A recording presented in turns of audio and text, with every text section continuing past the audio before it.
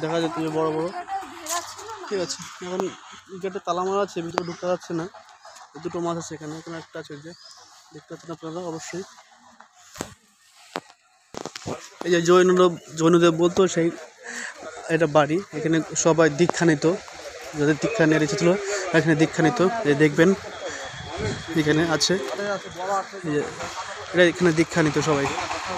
এই যে গাছটা চিরে চিরে ভেঙে পড়ে আছে, দেখেন তবু গাছটা এখনো জীবিত আছে। আর ক্ষেত্রে জীবিত আছে, প্রচুর দিন ধরে জীবিত রয়েছে। ওপরের কি ক্ষমতা দেখেন। এই যে সেই পুকুর, আবার একটা চলে এসেছি,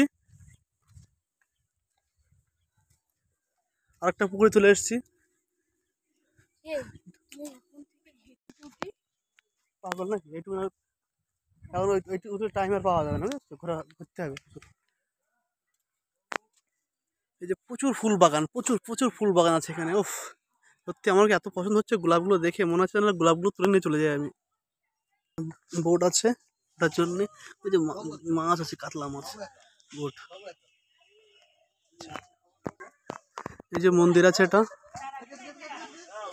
এটা মন্দির, ভিতরটা ঢুকলাম না আমরা, এটা মন্দির আছে।